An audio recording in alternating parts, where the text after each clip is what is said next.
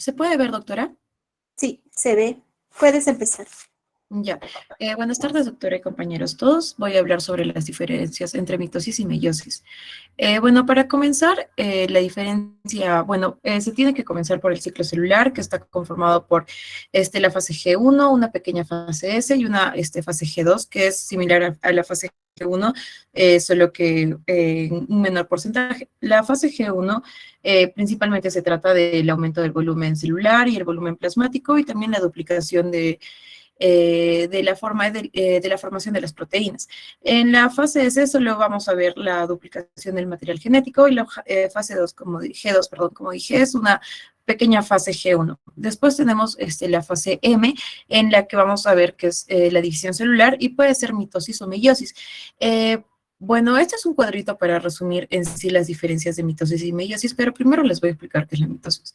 La mitosis es el verdadero ciclo celular. Este va a ser un verdadero ciclo, pues se va a formar en su totalidad. Este va a tener una corta duración y el resultado final de esta va a ser dos células diploides. Entre las fases podemos ver la profase, metafase, anafase, telofase y diacinesis.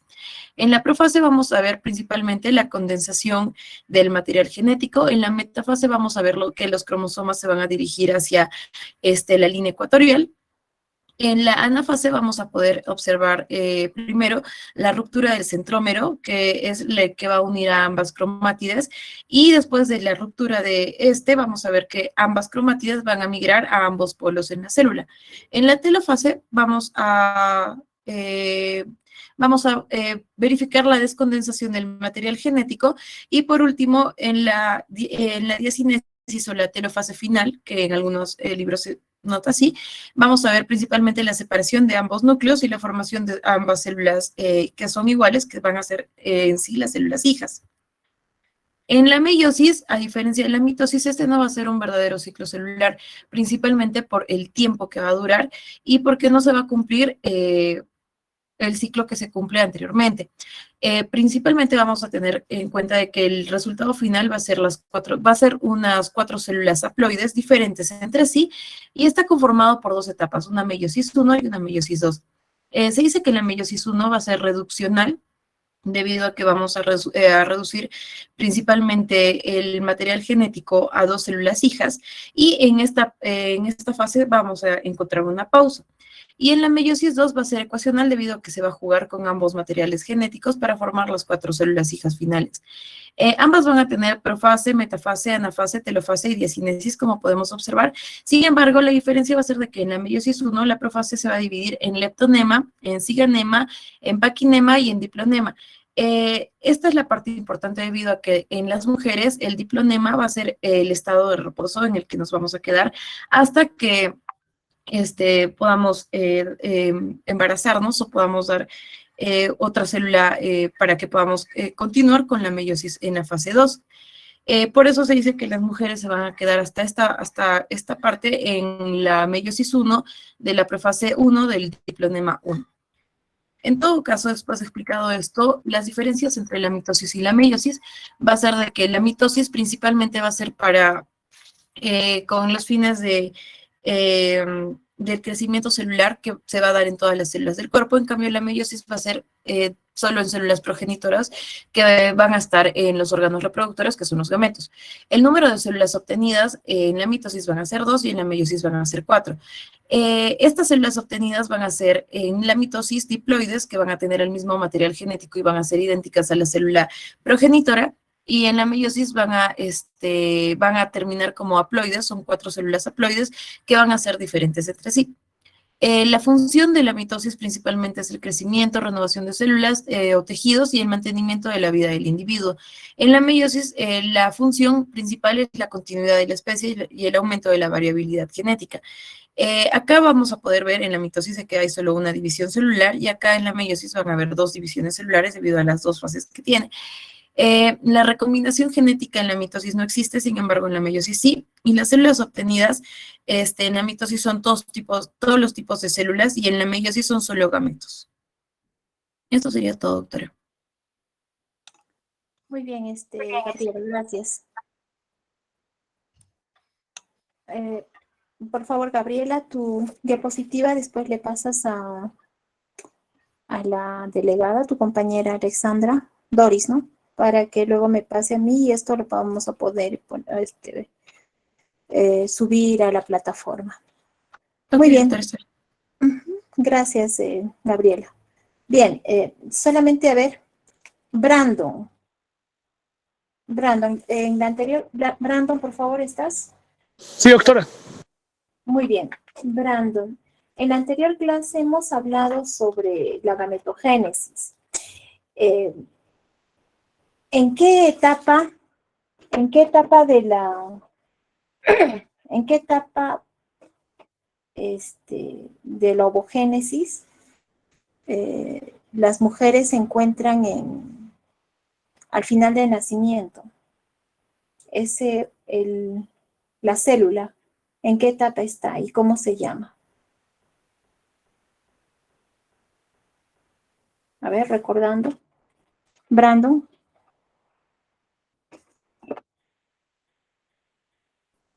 Doctora, disculpe, no. Bueno, hemos hablado en la anterior clase sobre gametogénesis, ¿sí? Y hablamos que la gametogénesis en el caso de la mujer, vamos a arrancar con la ovogénesis, ¿sí? ¿En qué etapa se queda al final, antes al nacimiento? ¿En qué etapa se queda esta célula y cómo se llama? Doctora, en ovocito primario, ¿Ya? ¿Y en qué etapa o se queda? en la meiosis 1, en la profase 1 y en el diploteno 1, doctora. Muy bien, profase 1, diploteno 1, meiosis 1. Ujú. Gracias, Brandon. Támara, el saco vitelino habíamos hablado que va a tener 3 funciones importantes. ¿Cuáles son esas 3? Ok, tenía 3 tipos de células. Eran las células germinales primordiales, que propiamente eran para la gametogénesis, las células hematopoyéticas para la hematopoiesis y las células angiogénicas para el sistema cardiovascular. Muy bien, gracias. ¿En qué etapa de la vida de la mujer se tiene la mayor cantidad de ovogonias? ¿Y en qué época vamos a tener esos folículos, perdón? ¿En qué etapa, Luis Manuel? Sí, doctora, si mal no recuerdo era el quinto mes, donde había la mayor cantidad de, ¿Cuánto? creo que 400, no, 7 millones, 7 millones. Luego se reducían a 400.000 al nacimiento, doctora. Bueno, hasta la pubertad, ¿no? Ujú. 400.000. Bien, muy bien. En la etapa a ver, ¿quién me dice? En la etapa de la ovulación, ¿qué hormona es la que nos va a ejercer, nos va a facilitar que se produzca la ovulación? O sea, con el pico de la LH, ¿no? ¿Qué hormona es la que nos va a permitir que se produzca el pico del... Sí, Brian Marcelo.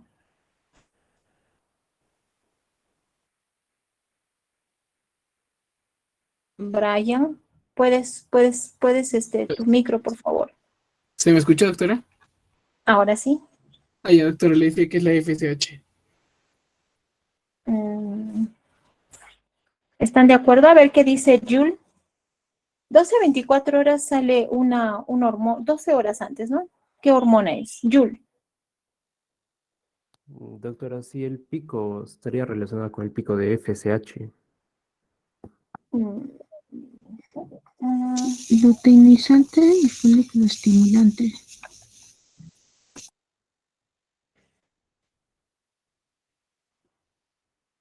a ver, ¿cómo es? 12 horas antes, ¿qué hormona es la que va a permitir el pico de la LH? La luteinizante. La luteinizante, es por eso te estoy diciendo, o sea, ¿quién va a ser, quién va a permitir el pico de la LH o hormona luteinizante? ¿Qué hormona es la que nos va a permitir que salga 12 horas antes? A ver.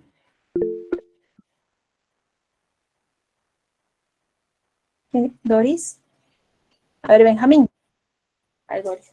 Benjamín. Sí, doctora. 12 a 24 horas antes sí va a haber un pico de FSH y este va a estimular la capa granulosa, ¿no?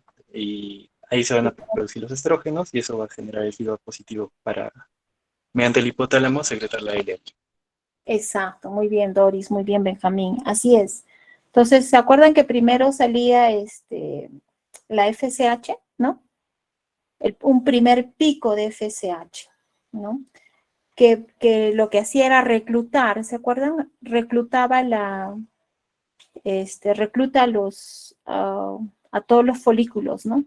Y de eso solo uno es el que va a poder ovular, no todos, ¿no? Unos 13 a 15 va a seleccionar. Solo uno de esos va a ovular y el resto es el que se va a trecear, ¿verdad? En cada ciclo menstrual. En cada ciclo menstrual. Luego, finalmente, va a ser un segundo pico la FSH, ¿no? ¿Para qué? Como decía su compañero Benjamín, ¿no? 12 a 24 horas, ¿qué es lo que va a suceder? A nivel de la capa, va a estimular la capa granulosa, ¿para qué? Para que el estrógeno pueda dar su pico y recién es el estrógeno es el que va a producir el pico de la LH, ¿ya? Entonces no es la FSH directamente, sino es el pico de estrógeno el que nos va a producir la ovulación, nos va a producir el pico de LH para que este LH pueda producir la ovulación, ¿no? El día 14 del ciclo menstrual. Bien. Muy bien. También habíamos hablado, bueno, hemos hablado en parte de la... A ver, primero vamos a grabar. Vamos a... ¿Dónde está? Vamos a compartir.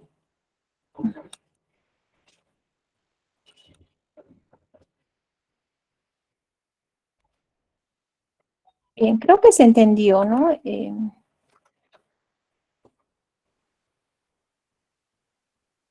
Bien, ya su compañera nos ha hablado de la mitosis, de la meiosis.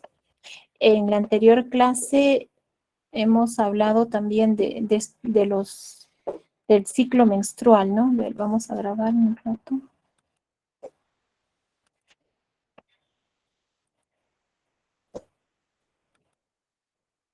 Bien.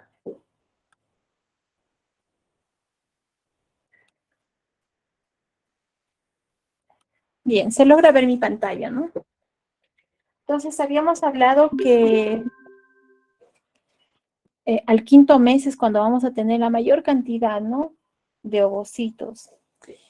Hasta la niñez, que nos va a llegar, bueno, luego del quinto mes se van atreciando estos folículos, ¿no? Y se va a quedar ese folículo primordial en reposo, en la fase de diploteno 1, de la profase 1, de la meiosis 1. Entonces, esta va a continuar así en reposo, ¿no? Pero igual, muchos de esos folículos van a seguir atreciándose. De modo que en la pubertad vamos a llegar con unos 400,000 folículos. ¿Qué es en la pubertad? En el caso de la mujer, que se va a retomar la meiosis en cada ciclo menstrual. O sea, cada vez, cada 28 días, ¿no? Cuando venga la menstruación, se va a estar eliminando, ¿no? Un folículo. Y se va a retomar también la meiosis, ¿no? O sea, la meiosis 1 que nos habíamos quedado en profase 1, diploteno 1 de la meiosis 1, va a continuar, ¿no? Profase, metafase, anafase, telofase, ¿no? Diacinesis. Y luego vamos a pasar luego a la meiosis 2, ¿no? Y en la meiosis 2, bueno, acá en cada ciclo menstrual, entonces esto ya habíamos hablado, ¿no? Más o menos en el día 13 es cuando vamos a tener el folículo terciario, el folículo de Graf, ¿no? Que, bueno, en este caso va a permitir la ovulación 12 a 24 horas antes gracias al estímulo del estrógeno que nos va a producir el feedback positivo, ¿no? Y por el segundo pico de la FSH, ¿no? El estrógeno va a permitir entonces el pico ovulatorio gracias a que va a favorecer mediante feedback positivo la liberación de la LH o hormona luteinizante, ¿no? Y esta hormona luteinizante es la que recién nos va a producir la ovulación el día 14. Bien, entonces, el día 14, ¿no? Recién es que se va a continuar con la meiosis, ¿no? Recién va a arrancar la meiosis 2. En el caso de la meiosis 2, igual, ¿no? Vamos a poner este ovocito primario se va a empezar a dividir, recién se va a poder transformar de tal modo que nos va a producir dos células, ¿no? El ovocito secundario y el primer cuerpo polar. Este ovocito secundario va a estar en división, ¿no? Que si... Perdón. No.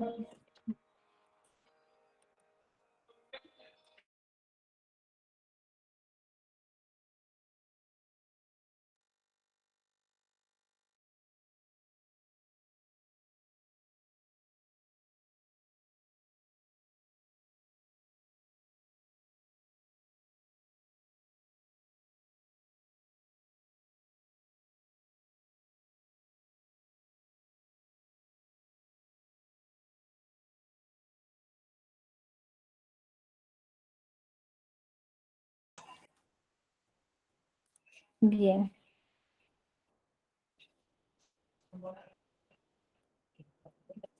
Entonces, en este proceso, ¿no? Les comentaba que el ovocito va a retomar la meiosis, ¿no? Retoma la meiosis, nuevamente profase, metafase. Termina la profase 1, metafase, anafase, telofase, diacinesis, y luego va a producir, pues, este ovocito secundario más el primer cuerpo polar, ¿no? Más el primer cuerpo polar.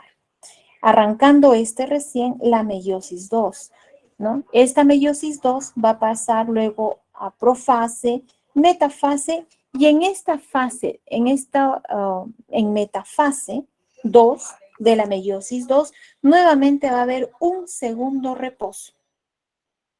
Un segundo reposo. O sea, cada vez que si es que no se produce el embarazo, entonces este ovocito secundario vamos a tener que perderlo en la menstruación, ¿no? Se viene la menstruación. Entonces, ¿qué significa? Que en cada ciclo menstrual, nosotros lo que estamos eliminando, ¿qué es? Es un ovocito secundario en meiosis 2, en la metafase 2 de la meiosis 2. Ese es el segundo reposo.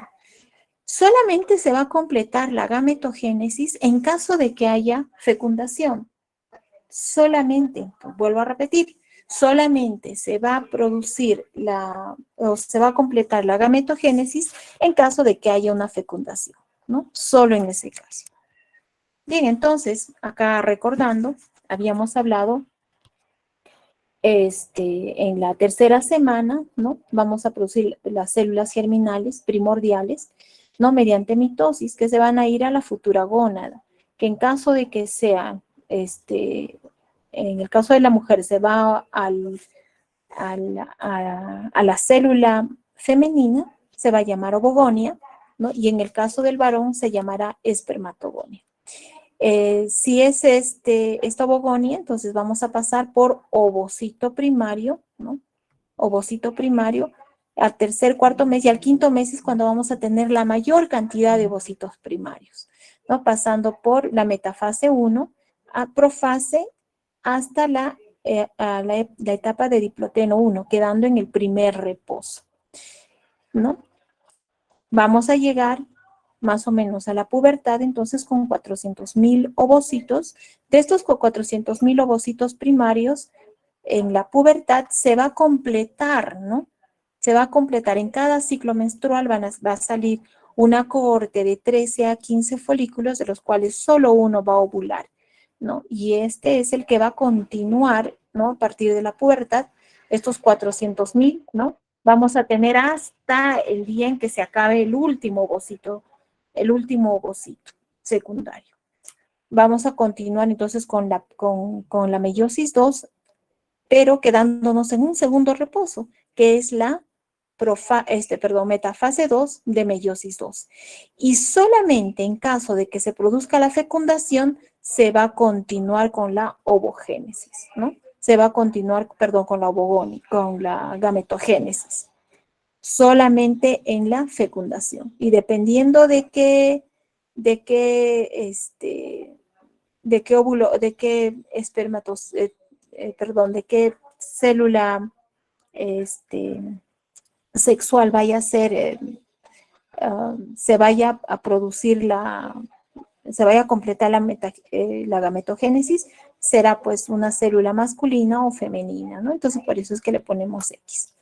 Bien, eso es en lo que va a suceder en el caso de la mujer.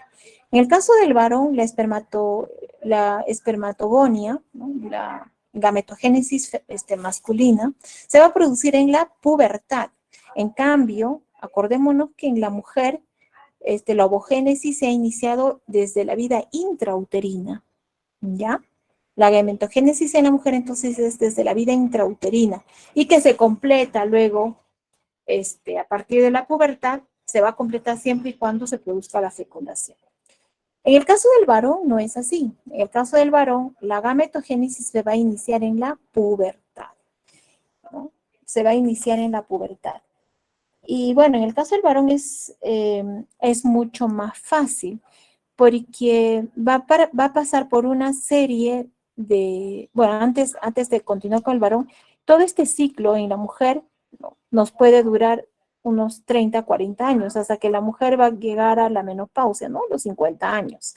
En cambio, en el varón, el proceso de la espermatogénesis, ¿no? El proceso de la espermatogénesis nos va a durar entre 64 y 72 días, ¿no? O sea, cada 72 días máximo vamos a tener un nuevo espermatocito, ¿no? No sucede así en la mujer. Con los 400,000 ovocitos que ha llegado a la pubertad, va a continuar la gametogénesis, ¿no? Va a continuar. Eso significa que si una mujer tiene 38 años, sus ovocitos también tienen 38 años.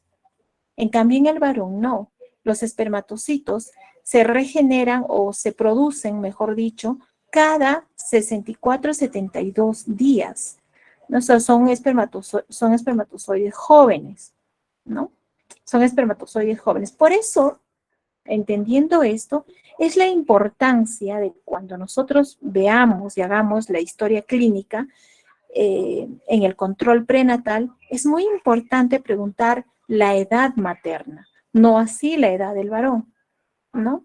¿Por qué? Porque estos ovocitos, cuanto mayor tiempo tengan, vamos a tener una mujer con edad materna muy avanzada, pues el ovocito también tendrá la misma edad y por lo tanto mayor posibilidad de problemas congénitos o problemas de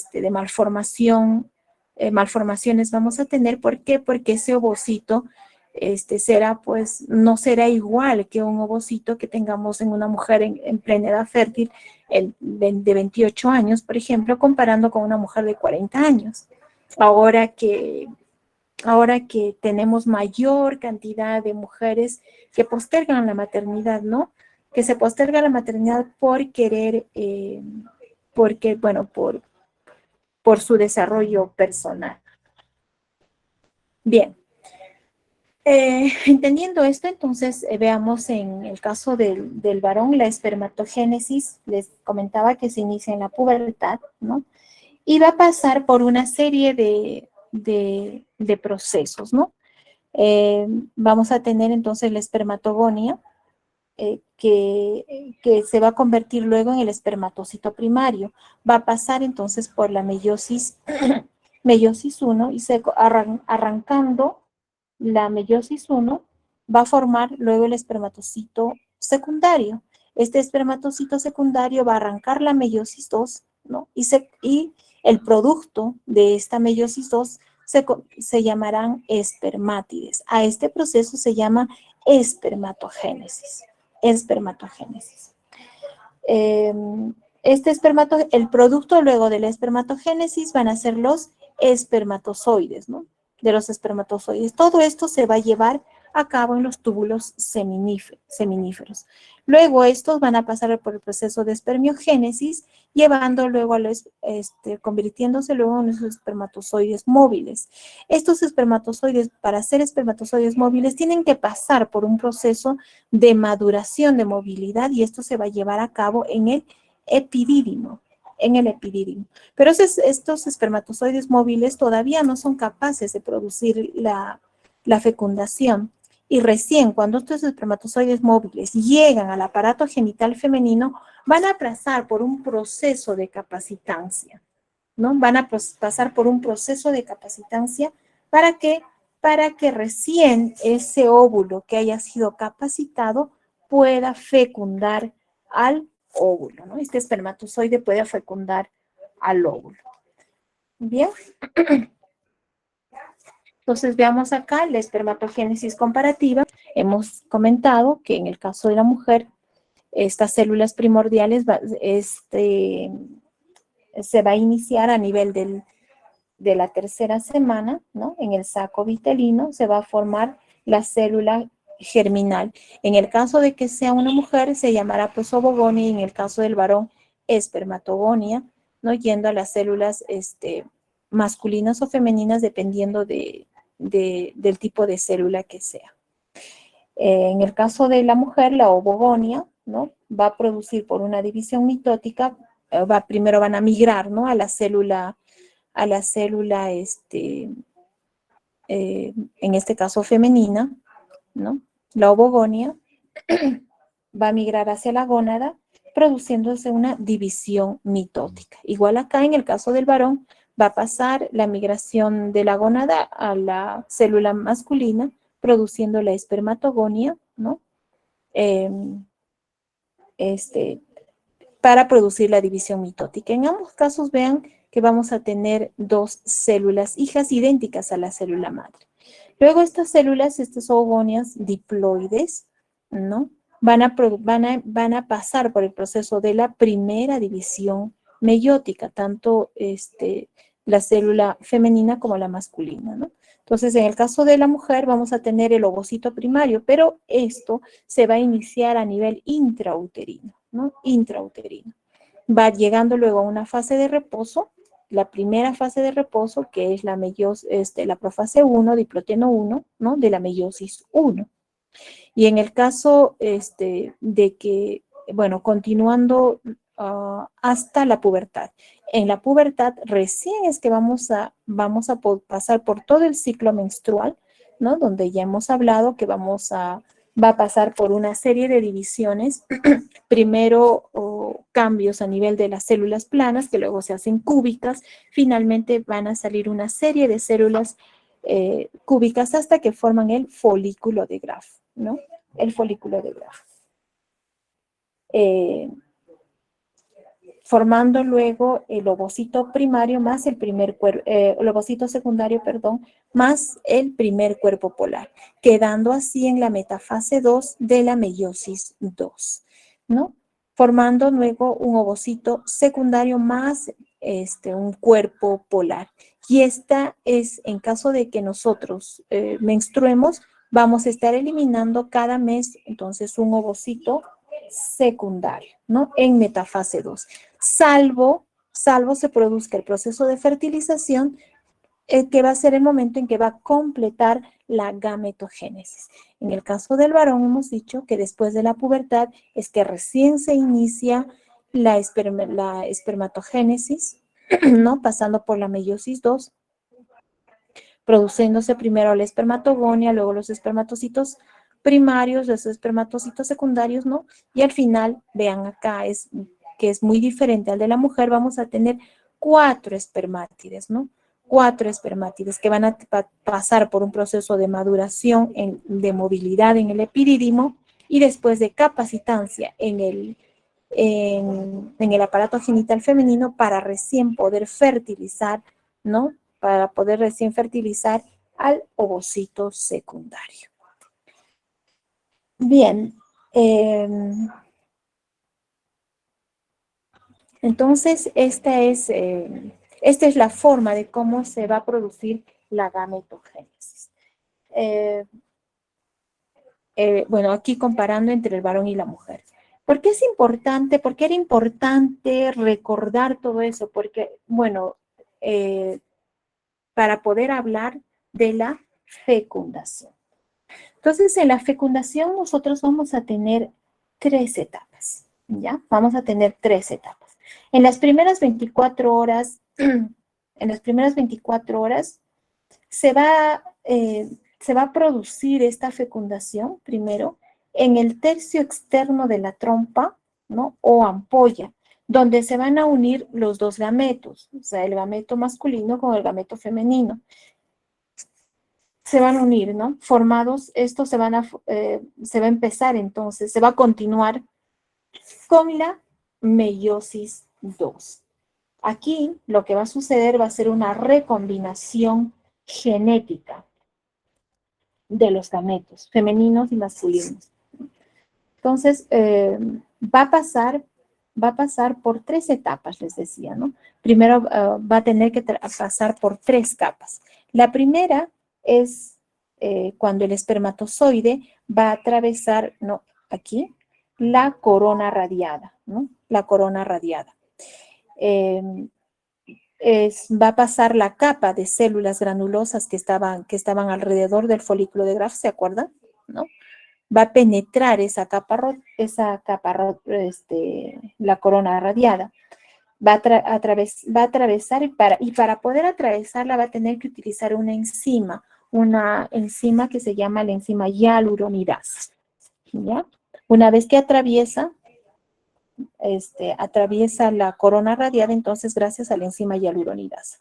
Esa es la primera etapa. En la segunda etapa lo que va a pasar va a intentar atravesar esta, que es la zona pelúcida. Esta zona azul que vemos va a penetrar la zona pelúcida, donde acá también para poder penetrar la zona pelúcida va a tener que liberar también enzimas hidrolíticas. ¿Para qué? Para poder degradar y atravesar este ovocito, ¿no? Para poder degradar esta capa y atravesar el ovocito. Entonces, acá se va a llamar, al momento de poder atravesar, gracias a esa enzima, a estas enzimas hidrolíticas, ¿no? Se va a producir la reacción acrosomal, la primera, que es la reacción acrosomal. Gracias a una enzima, que es la enzima acrosina, ¿ya? Entonces, el acrosoma es la lisosima del espermatozoide. Recordemos que los lisosomas son organelas que van a almacenar enzimas, ¿no? Entonces, estas lisosomas van a tener una serie de enzimas para que le ayuden a atravesar esta zona pelúcida. Bien, entonces, reacción acrosomal no es nada más que la liberación de enzimas que van a degradar la zona pelúcida, invadiendo de esta manera la zona pelúcida, invadiendo la zona pelúcida y va a impedir que otro espermatozoide pueda penetrar el ovocito, ¿ya? Para que no pueda penetrar el ovocito. Entonces, es en este momento que se va a producir una segunda reacción, que se llama la reacción de zona o reacción cortical, que nos va a servir ¿para qué? Para evitar la poliespermia. O sea, que van a cerrar totalmente sus compuertas, ¿no? Esta zona pelúcida, para evitar que otro espermatozoide ingrese al ovocito. De esa manera, se va a evitar, pues, que haya como en otros animales, ¿no? que podamos tener varios espermatozoides fecundando a un óvulo, ¿no? Entonces, esa es la función de esta reacción cortical, ¿no? La reacción acrosomal y la reacción de zona o cortical. La tercera etapa de la fecundación, finalmente, pues va a ser la fusión de los núcleos, ¿no? Una vez que atraviesa las membranas, va a fusionar, se va a producir la fusión de los gametos, de los pronúcleos. A esto se llama singamia, donde el núcleo masculino y femenino se unen para formar el huevo o cigoto, ¿no? Que en este caso será diploide. Recordemos que teníamos dos células haploides, ¿no? Ambos. Este ovocito secundario y el espermatozoide son células haploides. Entonces, recién es que con la fecundación se va a producir una célula diploide, completando de esta manera la meiosis 2. ¿Ya? ¿Se entiende? Bien, entonces vamos a tener una célula diploide. Con esto se restaura la carga diploide, ¿no?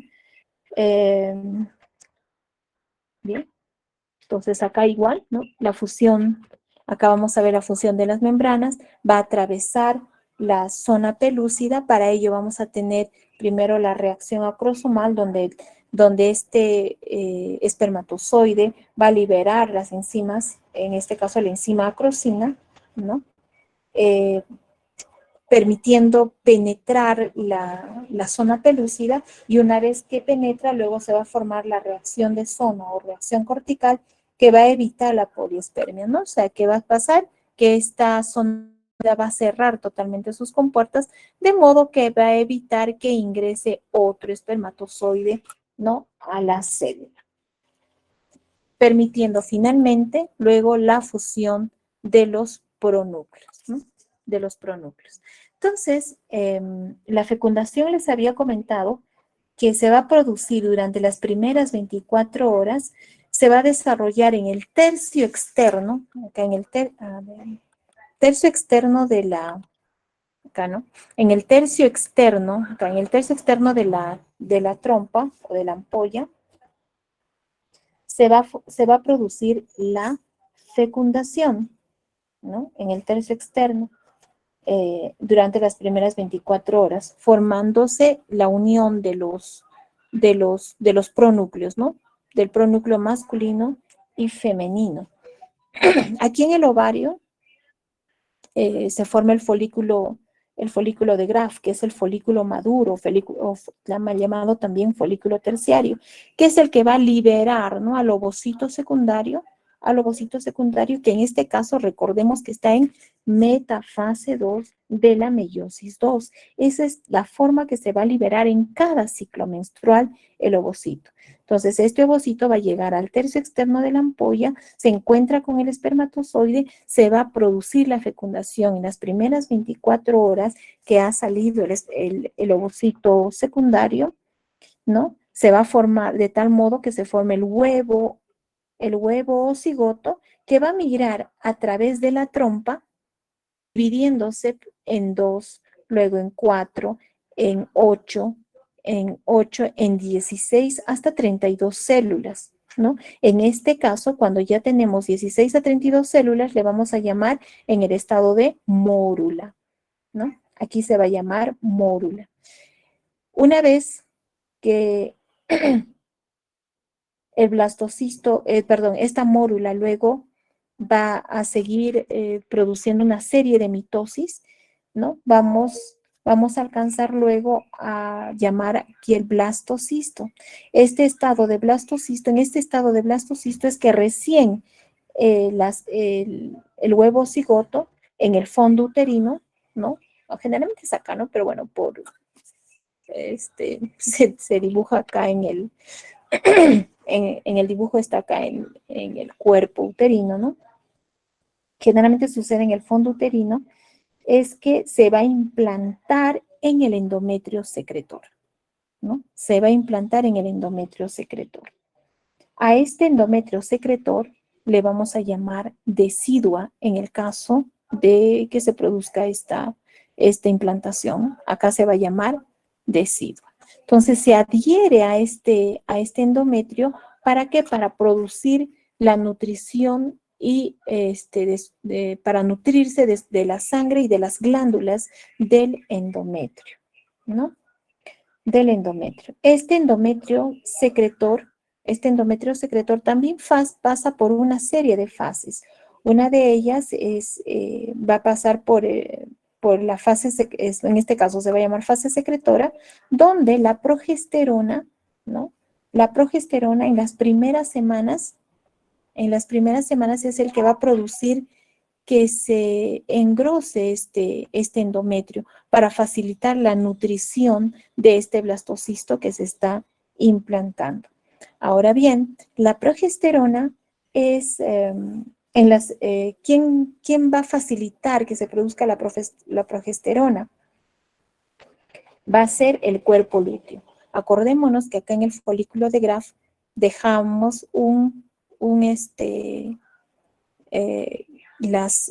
el ovocito secundario más el primer cuerpo polar, ¿se acuerdan? Perdón, en este caso el segundo cuerpo polar. Ese cuerpo polar es el que se va a llamar cuerpo lúteo, ¿no? La persistencia de este cuerpo lúteo va a favorecer que se produzca mayor cantidad de progesterona para que este endometrio secretor, en este caso, vaya a seguir engrosándose, ¿no? Para facilitar de esa manera la nutrición de este blastocisto. ¿Bien? Entonces, la progesterona es producida en las primeras semanas por el cuerpo lúteo. Luego, esa función de la progesterona va producida por el cuerpo lúteo, se va luego a producir, va a ser luego suplantada por la placenta. La placenta es luego la que va a producir la progesterona. La progesterona es la hormona del embarazo, por eso se llama progesterona, pro en favor de la gestación, ¿no? Progesterona. Bien, entonces, la progesterona, una vez más, recordemos, para que quede claro, la progesterona es la que va a producir este endometrio secretor, que en el caso de que se logre el embarazo, vamos a llamar decidua a todo este endometrio secretor. ¿Para qué? Para que facilite la implantación del blastocisto. Esto va a suceder entre el 6º al 7º día. Entonces, cuando preguntemos cuándo se va a producir la implantación y en qué fase, se va a producir entre el 6º y 7º día, ¿no? Y en la fase de blastocisto. ¿Está bien? Entonces, esta decidua, por lo tanto, ¿de qué va a estar formada? Va a estar formada de una serie de glándulas y cada glándula va a producir glucógeno, ¿no? Para que de esta manera se pueda desarrollar y nutrir este blastocisto, ¿no? Y generalmente sucede en el fondo uterino. En el fondo uterino, ¿no? En ese estadio de cigoto. Bien. Acá vamos a ver el blastocisto. Les he puesto esta figura del blastocisto para que reconozcamos, ¿no? Qué partes va a tener este blastocisto. Va a tener, entonces, estas células verdes se va a llamar trofoblasto y la célula azul es el embrioblasto. Entonces, el embrioblasto es el que va a producir, pues, al embrión y obviamente el trofoblasto es el que va a producir a los anexos. Entre ellos, el anexo más importante se va a llamar placenta. Por lo tanto, la placenta, ¿de dónde deriva? Deriva del trofoblasto, ¿no? Y el embrioblasto va a formar el embrión. Entonces, la placenta deriva, una vez más, la placenta deriva del trofoblasto. Y esta placenta va a tener una parte, es mixta, ¿no? Porque se va a producir tanto de la parte materna como de la parte fetal, como vamos a ver más adelante. Bien, entonces una vez que este blastocisto llega, ¿no? Aquí al fondo uterino, llega al fondo uterino para poder implantarse, ¿qué es lo que va a suceder? Va a suceder una serie de mitosis en en el trofoblasto, ¿no? De modo, pero claro que es una mitosis controlada, no es como el cáncer, ¿no? El cáncer son células que crecen en forma descontrolada. En este caso, más bien, el trofoblasto crece en forma controlada, penetra al endometrio secretor o deciduo en este caso, ¿no?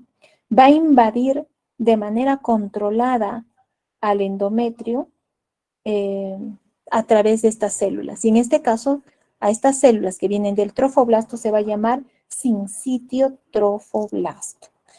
El sincitio trofoblasto es importante porque se va a formar como producto de la implantación del blastocisto y el sincitio trofoblasto es la hormona, es el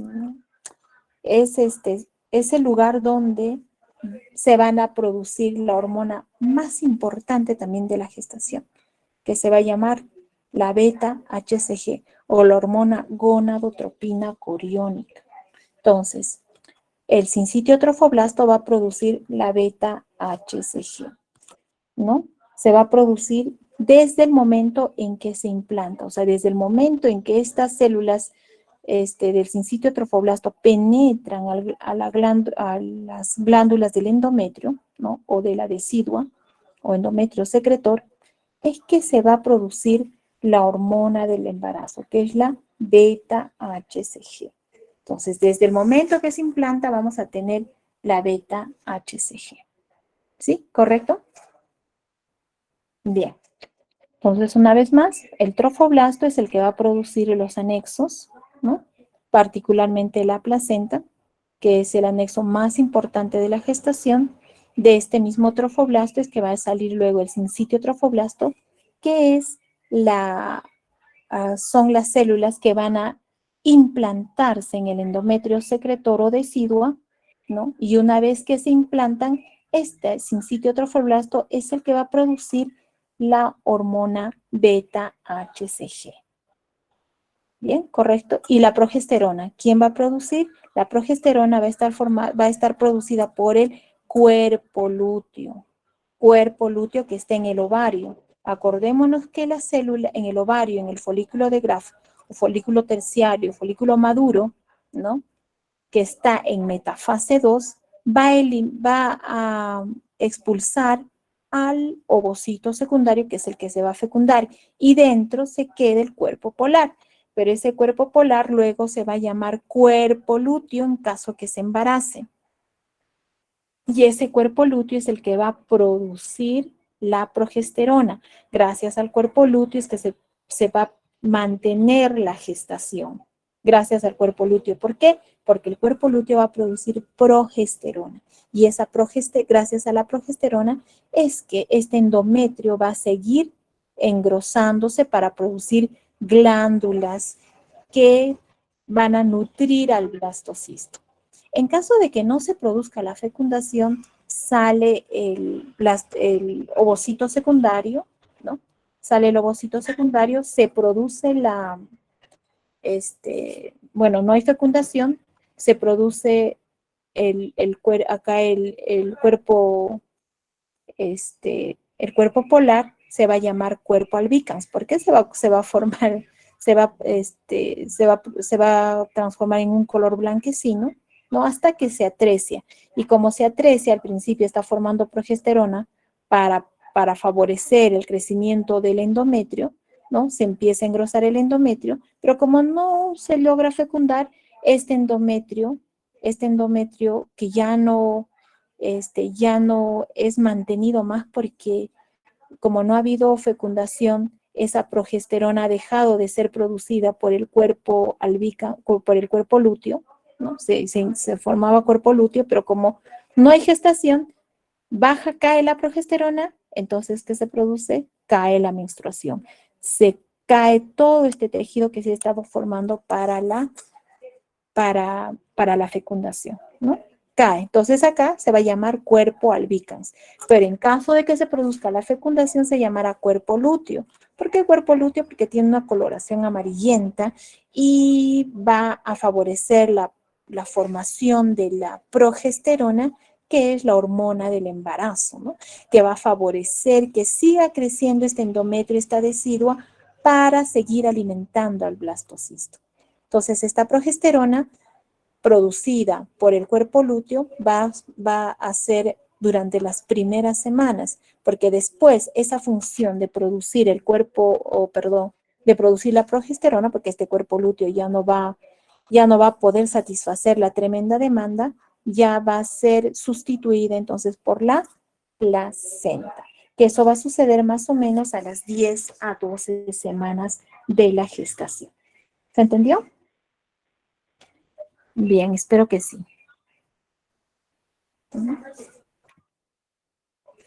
Entonces, una vez más, tenemos el folículo de Graf en el ovario, ¿no? Que va a eliminar el ovocito, ¿no? El ovocito secundario, que está en este caso en metafase 2 de la meiosis 2, ¿no? Y en las primeras 24 horas, si es que hay fecundación, ¿no? Si es que hay fecundación, va a pasar por una serie de mitosis, ¿no? Produciéndose primero 2 células, 4 células, 8 a 16 células. Cuando tenemos 8 a 16 células, que sucede más o menos en el día 4, se va a formar la mórula, ¿no? Se va a llamar mórula. Luego esta mórula, ¿no? Al quinto día se va a llamar blastocisto. Blastocisto, ¿por qué? Porque la diferencia es que en el caso del blastocisto ya se produce como un antro, ¿no? Acá. Y esto, entre el sexto a séptimo día, más o menos, ya se implanta en el fondo del cuerpo uterino, ¿no? Y el blastocisto se va a caracterizar, ¿por qué? Porque va a tener las células periféricas, que se llama trofoblasto, y en el centro vamos a tener al embrioblasto, ¿no? Las células del trofoblasto nos van a producir la placenta, y de este mismo trofoblasto se va a formar las células del sincitio trofoblasto, que son las que van a implantar, se van a penetrar van a penetrar el endometrio secretor, que en el caso del embarazo se va a llamar decidua, ¿no?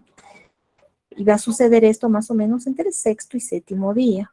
Al quinto día ya tenemos el blastocisto, pero en el sexto o séptimo día se implanta el blastocisto, ¿no? A través del sincitio trofoblasto, y ese sincitio trofoblasto es el que va a producir la hormona beta-HCG, que es la hormona del diagnóstico del embarazo. Nosotros vamos a diagnosticar con la beta-HCG, ¿ya? Y el cuerpo lúteo es el que va a mantener el embarazo por la progesterona, ¿no? Es el que va a producir la progesterona en los primeros en las primeras semanas del embarazo, ¿no? Y después esa función va a ser sustituida por la placenta produciendo la progesterona, que es la hormona del embarazo, en favor de la gestación. Por eso se llama progesterona. Bien. Entonces, aquí para que recordemos el ciclo menstrual, ¿no? Entonces, habíamos comentado que primero se formaba un pequeño pico de la FSH, ¿no? Un pico de FSH, lo que va a hacer es reclutar, ¿no? Va a reclutar los folículos, ¿no? Va a seleccionar 13 a 15 folículos. De esos 13 a 15 folículos, solo uno es el que va a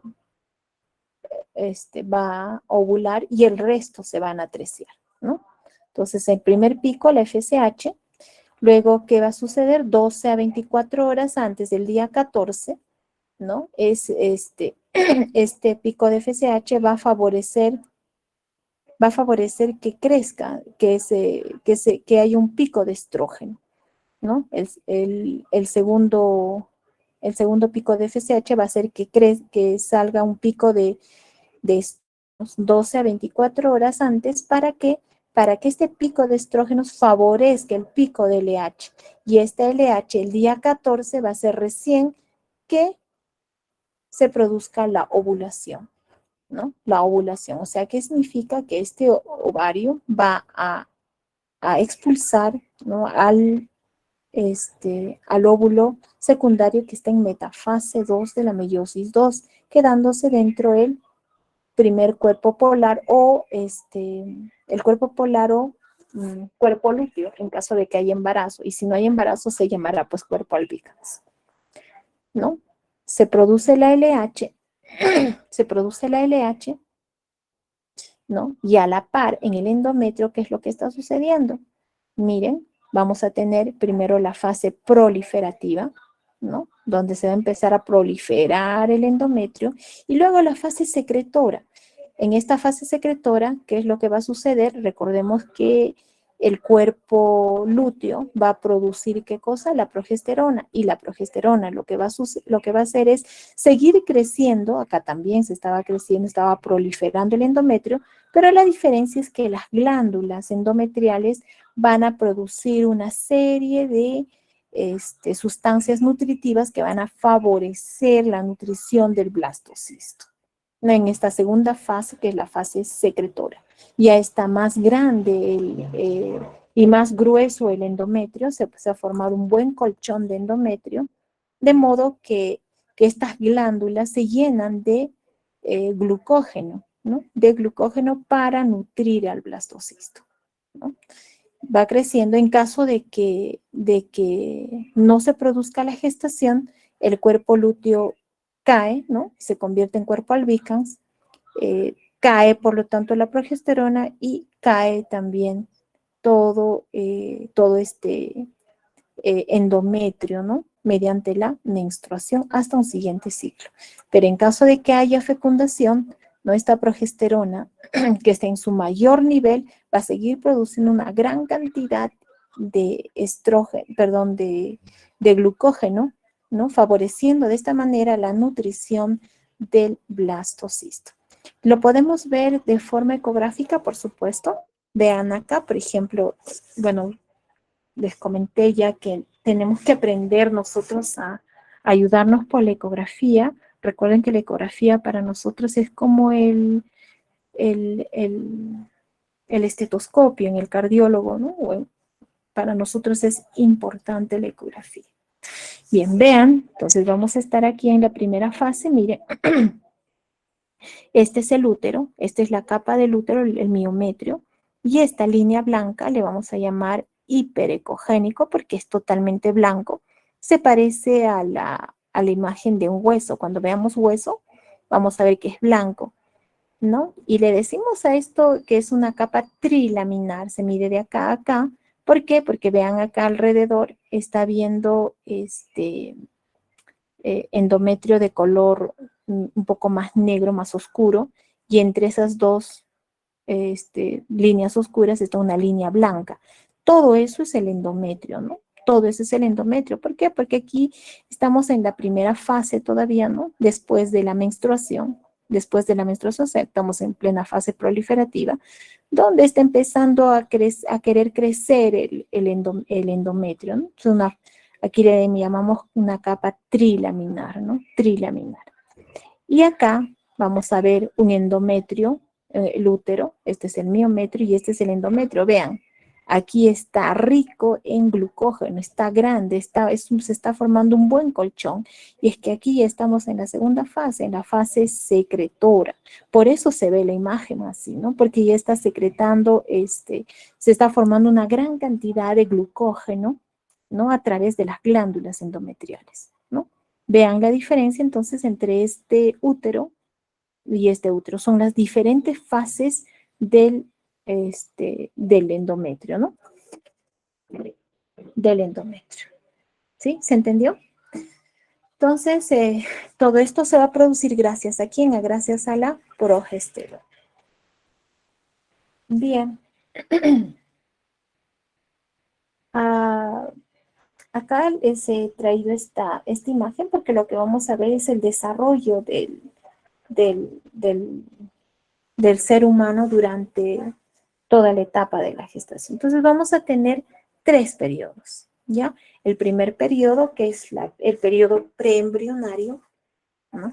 Acá, el periodo preembrionario, donde va a haber una replicación celular, donde se va a producir la fecundación y la implantación. Y obviamente que ecográficamente tampoco se va a ver nada. Se va a ver nada más como en esta imagen, ¿no? O sea, el endometrio grueso, se está formando el colchón endometrial, ¿no? En las primeras semanas, 0 a 3 semanas, es el periodo donde va a haber una gran división celular, ¿no? La fecundación, donde se está produciendo esa mitosis de las células, ¿no? Que llegará mórula, luego se convertirá en blastocisto, se va a implantar el blastocisto, ¿no? Se va a producir la implantación del blastocisto. Entonces aquí lo que va a suceder nada más es una replicación celular mitótica, por si acaso, ¿no? Va a haber mitosis, una abundante mitosis.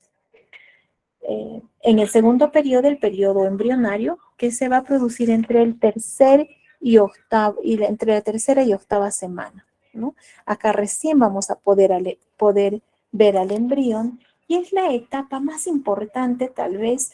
¿Por qué? Porque es la etapa de diferenciación, donde se va a desarrollar todos los tejidos, es una etapa de, a ver, le llamaremos de histiogénesis, de morfogénesis, de organogénesis. Es el periodo de diferenciación, ¿no? Donde se va a producir el ectodermo, el endodermo, el mesodermo. Acordémonos esto ya de embriología, ¿no? Entonces, del ectodermo que va a salir la piel, ¿no? La piel y el sistema nervioso central. Del mesodermo que va a salir el músculo, los huesos, tejido conectivo, ¿no? Y del endodermo se va a desarrollar ¿qué cosa? Las mucosas, ¿no? La mucosa digestiva, la mucosa respiratoria, ¿no? De todo, las glándulas, ¿no? Bien, entonces, estas van a ser el periodo de diferenciación de la gástrula, ¿no? Del endodermo, del mesodermo, del ectodermo. Es un periodo muy importante. ¿Por qué? Porque, o sea, donde se van a formar todos los tejidos y sistemas, ¿no? Del periodo de gastrulación en este caso. Recordemos que después del blastocisto viene la gástrula, ¿no? Entonces, es un periodo muy importante el periodo embrionario. Por eso es importante en este periodo, o donde se va a formar básicamente el sistema nervioso central, donde a la mujer le tenemos que decir que tiene que tomar, y está dentro de la línea del Ministerio de Salud, por ejemplo, tenemos que insistir en que tome ácido fólico, ¿no? En una mujer que no ha tenido antecedentes de defecto de tubo neural, por ejemplo, la dosis es de 0.4 miligramos. Eso lo vamos a ver cuando hagamos historia clínica prenatal. Y en caso de que haya tenido un bebé con defectos del tubo neural, entonces se le indica 10 veces más. O sea, tiene que tomar 4 gramos de ácido fólico, ¿no? Por eso es importante este periodo embrionario. Y finalmente, el tercer periodo, que es el periodo fetal, desde la 9ª semana en adelante hasta las 40 semanas, ya pues es un periodo nada más de maduración, de crecimiento fetal, ¿no? Acá lo importante es ver cómo está creciendo ese bebito. Recordemos que en esta etapa fetal de maduración, que va a ser hasta el parto, el bebito va a crecer primero en talla y lo último que va a ganar es en peso, ¿no? Y para esto tenemos que hacer también una serie de medidas en la ecografía, ya lo vamos a ver, ¿no? Para poder ver cómo está creciendo ese bebito. Entonces, como vamos a ver, medir la talla, por ejemplo, tenemos que medir la longitud del fémur. si ese fémur está de acuerdo o no para la edad gestacional que le conviene. Entonces vamos a ver que ese bebito está creciendo bien en talla o no. Y como les decía, lo último que gana es el peso. ¿Y cómo vamos a medir el peso? Midiendo la circulación, la circunferencia abdominal. Que también tenemos que ver en esta etapa del periodo fetal, va a haber un aumento del volumen de líquido amniótico, ¿no? Hasta 1 litro más o menos a las 40 semanas a término va a llegar. Bien. Entonces, esos son los 3 periodos importantes, ¿no? El periodo de fecundación e implantación, el periodo embrionario, que como les dije es el más importante porque aquí vamos a ver la principal diferenciación, las diferenciaciones de alto riesgo, las malformaciones congénitas, es acá donde donde se va a producir, ¿no? Las malformaciones congénitas. Y de estas malformaciones congénitas, las más frecuentes, por ejemplo, son las cardiopatías, ¿no? Y de las cardiopatías, por ejemplo, la cardiopatía más frecuente es el CIB, ¿no? El CIB, la comunicación interventricular, ¿no? Y se va a caracterizar porque hay un soplo pansistólico, lo sistólico. Esa es la malformación congénita más frecuente. Después vamos a tener también alteraciones del sistema nervioso central, los defectos del tubo neural, y esto lo vamos a ver a partir de la 4ª semana, ¿no? A partir de la 4ª semana vamos a ver problemas de meningocele, espina bífida, ¿no? Mielomeningocele. Entonces, si es que hay, y la manera de evitar estos defectos del tubo neural, pues será, si es posible antes, ¿no? La norma nos indica 3 meses antes de que una mujer esté planificando, bueno, la mayoría no planifica sus embarazos, pero en caso de que se planifique el embarazo, 3 meses antes por lo menos ya esta mujer, si desea un embarazo, debe de estar tomando ácido fólico para evitar estos defectos del tubo neural que se van a ver a partir de la 4ª semana, ¿no? Entonces, importante tomar en todo este periodo, ¿no? El ácido fólico hasta las 11, 12, hasta las 13 semanas. Después ya no hay, ya no es necesario, ya no tiene ninguna utilidad que tome pues el ácido fólico, ¿no? ¿No? Porque el defecto del tubo neural ya se ve pues a partir de la 4ª semana, ¿no? Si se toma antes, en buena hora.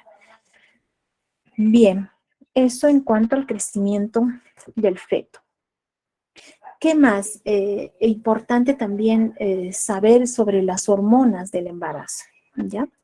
Las hormonas del embarazo. Entonces, habíamos hablado ya algunas de las hormonas del embarazo. Vamos a hablar ahora de de una de las hormonas más importantes, que es la hormona HCG, ¿no? O también hormona gonadotropina coriónica humana, ¿no? La gonadotropina coriónica humana.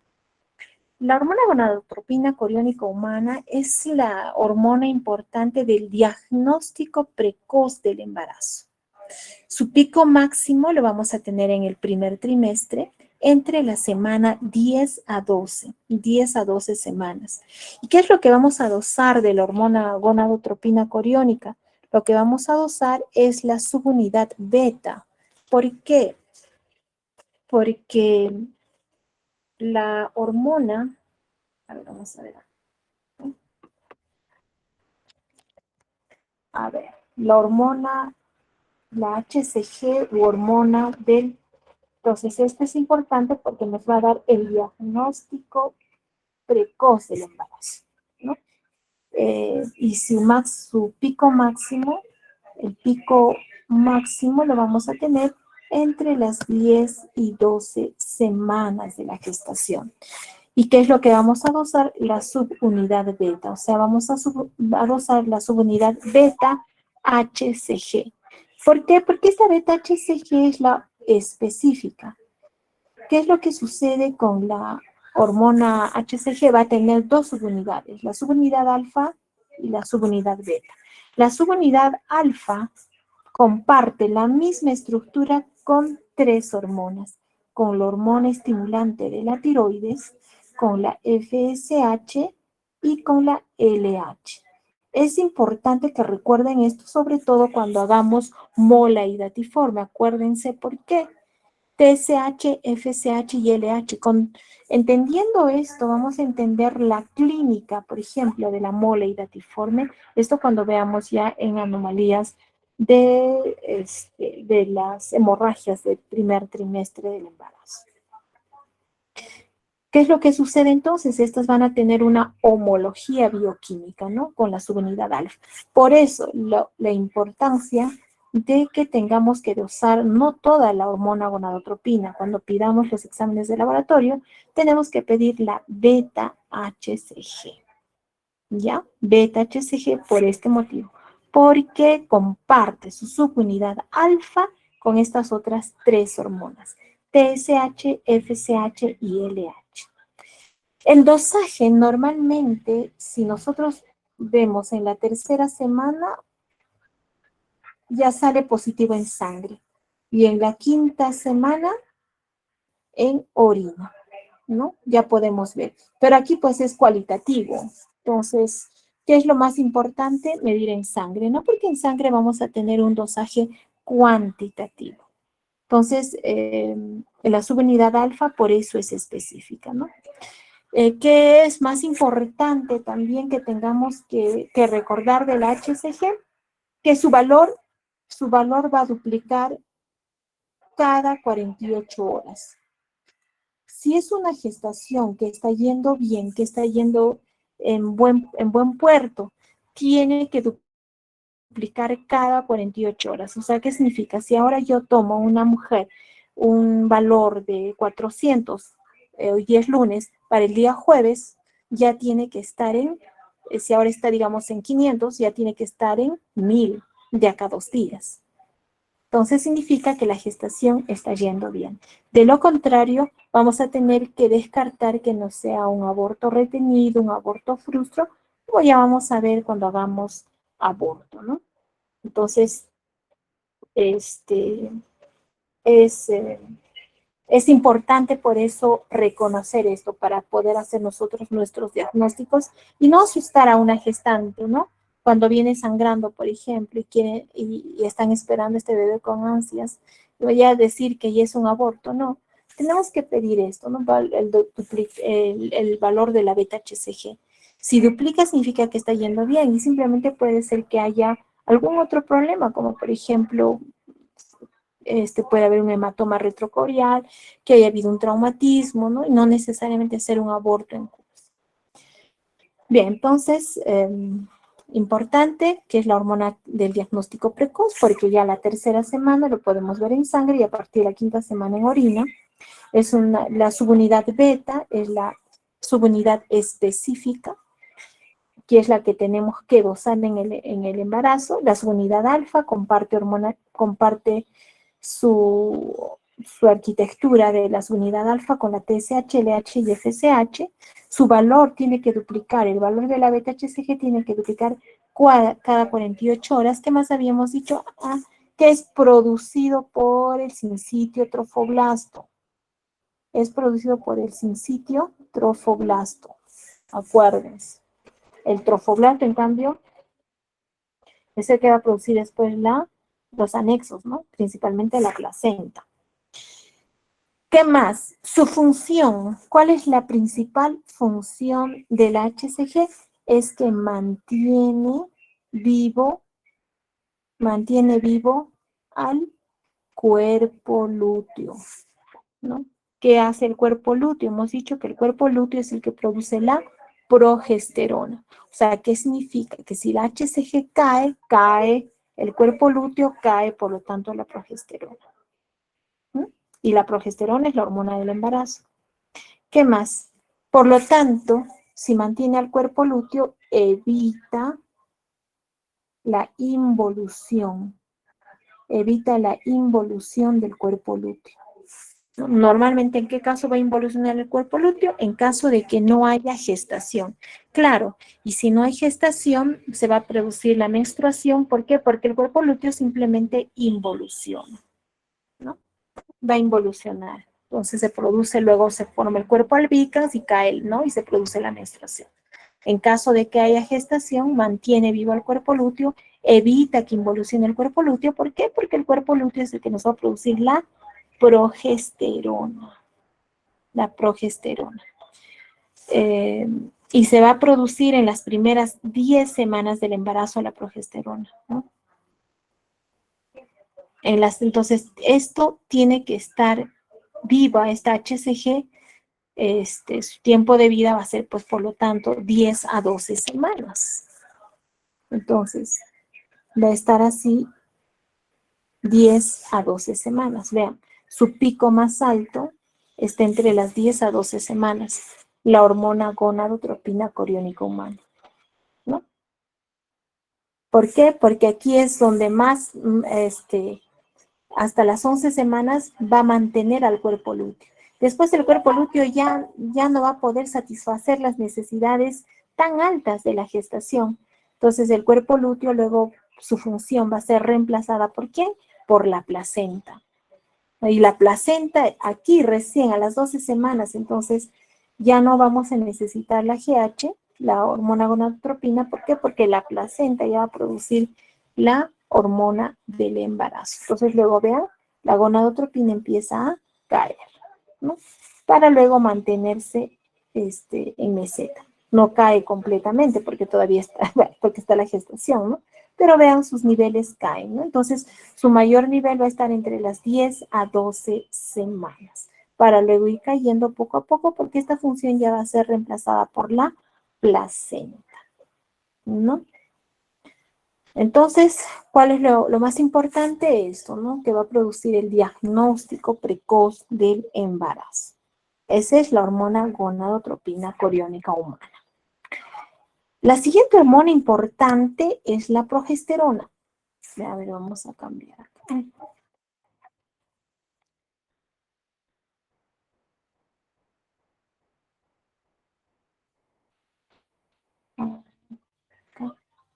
Bien, entonces la siguiente hormona es la hormona progesterona.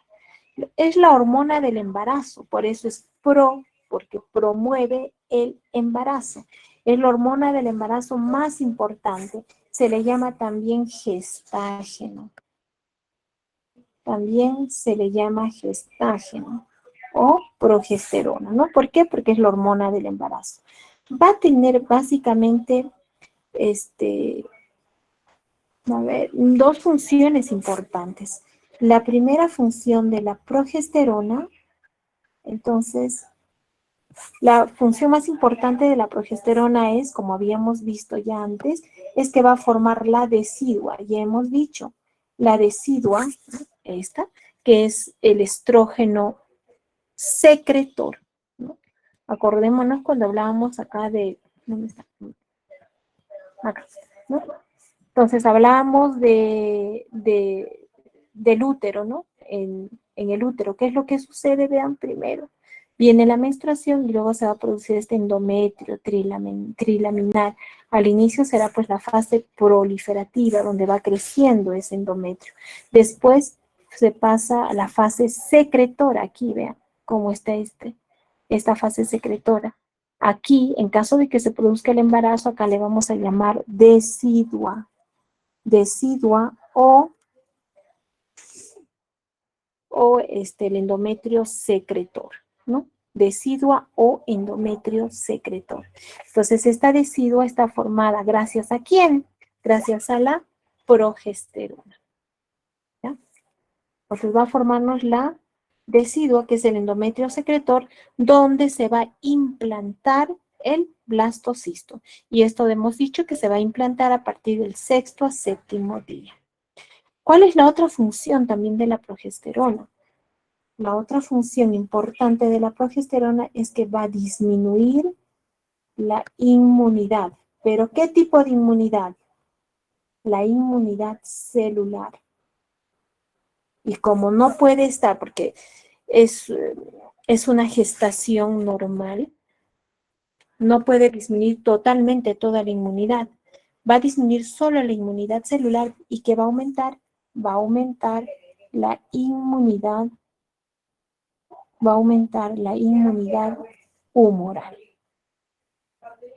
Va a aumentar la inmunidad humoral. Entonces, disminuye la inmunidad celular, ¿no? Y aumenta la inmunidad humoral. ¿Por qué tiene que disminuir la inmunidad celular? Para evitar el rechazo. Eso es lo más importante. Tiene que evitar el rechazo del cuerpo al nuevo ser. Recordemos que este nuevo ser va a tener nuevos antígenos que son diferentes al de la madre, ¿no? ¿Por qué? Porque en este caso ha habido una recombinación genética entre las células de la madre y del padre, ¿no? Entonces, ¿qué es lo que tiene que suceder con el cuerpo? Tiene que disminuir esta inmunidad celular para evitar este rechazo, ¿no? Y aumenta la inmunidad humoral. La inmunidad celular, ¿qué tipo de células va a tener? ¿Se acuerdan? A ver. La inmunidad celular. ¿Qué tipo de cuerpo? A ver, Michelle Rojas, ¿está? Esto es, ya han hecho esto en el curso de hematología, ¿no? Claro. ¿Qué tipo de inmunidad celular? La inmunidad celular, perdón, ¿qué tipo de células vamos a tener? Linfocitos T, helper, 1 o 2. Michelle Rojas. Muy bien. Linfocitos T helper 1. Y la inmunidad humoral tiene linfocitos T helper 2, ¿no? T helper 2. Y en la inmunidad celular, ¿qué enfermedad representativa tenemos? Y en la inmunidad humoral, ¿cuál? ¿Se acuerdan? A ver, Michelle, una vez más.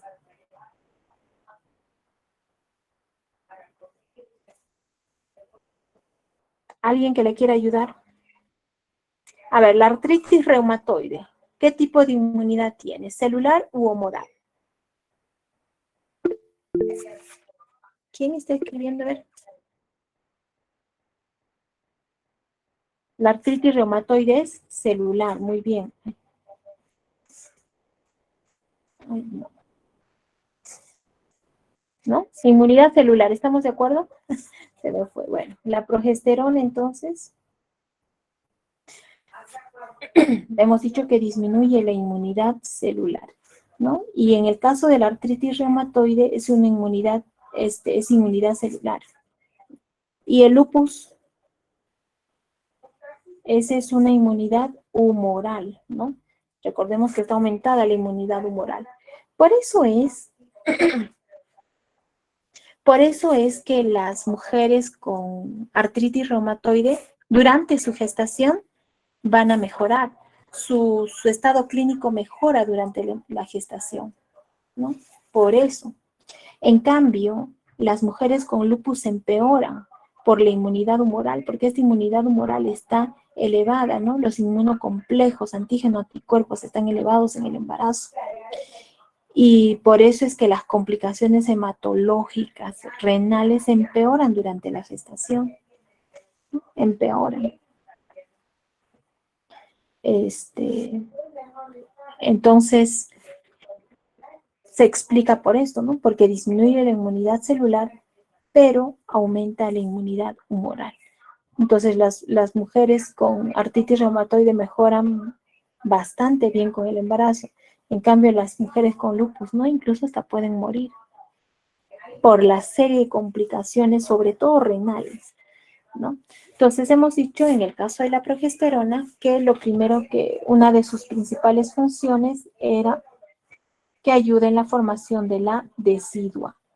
La otra es que disminuye la inmunidad celular, pero aumenta la inmunidad humoral. Y la tercera función importante de la progesterona es que tiene una función tocolítica. Tiene una función tocolítica. ¿Qué significa? Que mantiene relajado al útero para que se pueda desarrollar el nuevo ser, ¿no? Es una tocólisis endógena, relaja el músculo liso.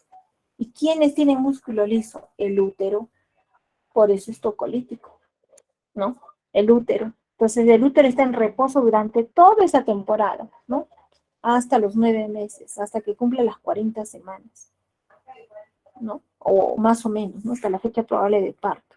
Después, ¿a quién más va a relajar? Va a relajar a los vasos. Por eso es que al inicio, vamos a hacer después, vamos a entender la clínica. Por eso es que al inicio las mujeres son hipotensas, tienen hipotensión arterial. Al inicio, tomen presión a una gestante al inicio, a las 9, 10 semanas. Es que sucede por esto, ¿no? Porque relaja el músculo liso. ¿A quién más relaja? Al uréter. El uréter también tiene músculo liso. Por eso estas mujeres, por eso es que las mujeres tienen tendencia, como relaja, no hay mucha contracción, hay retención urinaria y por lo tanto infecciones urinarias. Las infecciones urinarias con bacteriuria asintomática. Entonces, por eso es que a las gestantes nosotros les hacemos en cada control prenatal un examen de urocultivo, ¿no? O por lo menos un examen de orina, porque relaja el uréter. ¿A quién más relaja? ¿Quién más tiene músculo liso? El intestino. Por eso es que estas mujeres sufren de constipación, ¿no? Paran estreñidas y aparte, desde el primer día del embarazo. Aparte de eso, también durante a medida de que la gestación va incrementando, también por el estreñimiento es por el mismo útero, que está tan grande que presiona, comprime, ¿no? Entonces, bien difícil de que pueda, de que pueda eliminar fácilmente las heces, ¿no? Por eso. Entonces, tiene una función tocolítica. Por eso es importante la progesterona. Por eso es la hormona del embarazo, ¿no? Porque gracias a la formación de la decidua va a favorecer, hemos dicho ya varias veces, la nutrición del blastocisto desde el inicio, ¿no? Disminuye la inmunidad celular. ¿Por qué? Porque tiene que, para evitar, para que no lo reconozca como extraño al feto, ¿no? Sino de lo contrario, vamos a tener abortos, ¿no? Abortos. Porque disminuye la inmunidad celular. Tocolítico, ¿por qué? Porque va a disminuir, pues, las contracciones en el músculo liso. Relaja el útero, relaja los vasos, por eso hay hipotensión, relaja el uréter, por eso hay bacteriurias asintomáticas, relaja el intestino, por eso es que tienen constipación, estreñimiento las gestantes, ¿no? Entonces esas son las funciones importantes de la progesterona. Y vean, la progesterona, ¿no? Miren al inicio cómo va aumentando su concentración durante todo el embarazo, ¿no? Durante todo el embarazo. Bien, ¿quién más? Vamos a tener a los estrógenos. A ver, entonces,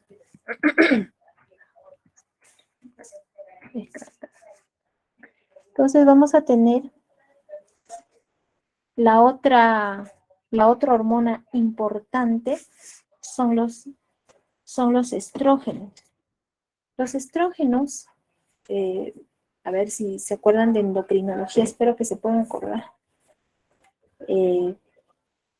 Los estrógenos, vamos a tener 3 tipos de estrógenos. A ver, ¿quién se acuerda? A ver, la delegada Doris Alejandra. Vamos a tener 3 estrógenos. ¿Cuáles son? Endocrino, ¿eh?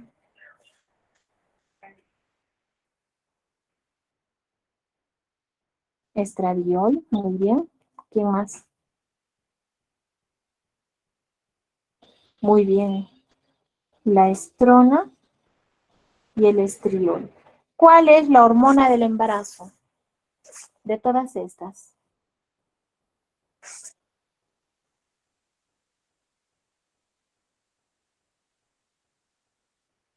No, a ver, ¿quién dice? ¿Cuál es la hormona del embarazo? El estriol. El estriol, doctora. Muy bien. El estriol es la hormona del embarazo. ¿Cuál es la hormona más potente? El El estradiol. estradiol. Muy bien, esta es la más potente y por lo tanto es la hormona de la mujer en edad fértil. Y la estrona es la más débil. ¿Y es la hormona de quién? ¿De quién es esa hormona? De la etapa de la menopausia, doctora. Muy bien, es la hormona de la menopáusica, ¿no? De la menopausia y también del síndrome de ovario poliquístico. Es la hormona más débil, ¿no? Entonces, muy bien. El estradiol es la hormona más potente del embarazo, la más potente de los estrógenos, el estradiol, y está presente en la mujer en edad fértil. ¿Por qué es la más potente? Porque va a tener dos acciones básicamente. Una a nivel de la mama y otra a nivel del útero. En el útero, ¿qué es lo que hace? Cada mes, gracias al estrógeno, es que la primera etapa esta fase proliferativa es gracias a quién? Al estrógeno, ¿ya? Al estradiol, gracias a esta hormona. Y en el caso del embarazo, esta etapa, ¿no? Es gracias a la progesterona, ¿no? Gracias a la progesterona. Entonces, acá vamos a tener al estradiol. Gracias al estradiol es que esta hormona, este endometrio crece, ¿no? Crece. El crecimiento, entonces, es gracias al estradiol, ¿ya? Gracias al estradiol crece. Y la nutrición, el hecho de que aumente estas glándulas se llenen de glucógeno y también favorezca más aún el estrógeno es gracias a la progesterona. ¿Estamos? Entonces, este estradiol, miren, a nivel del útero, lo que va a hacer es favorece el crecimiento del endometrio.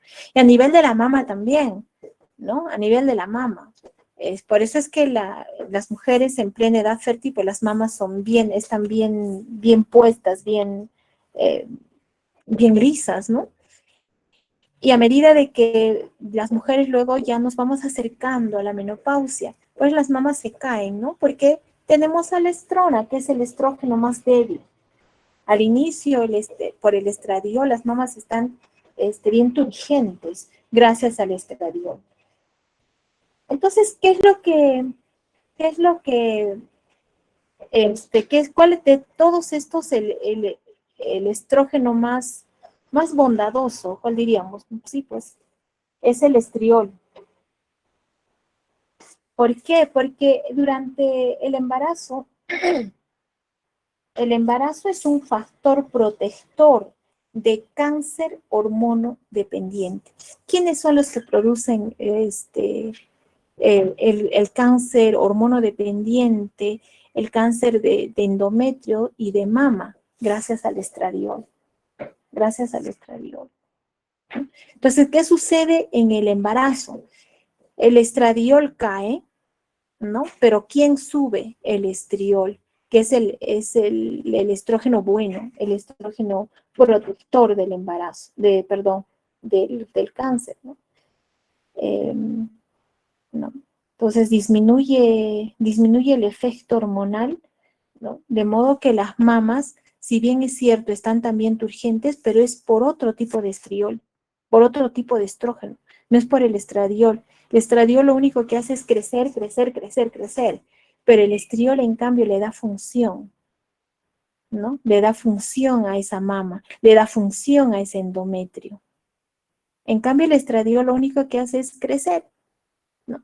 Y en el cáncer recordemos que hay un crecimiento desmedido, ¿no?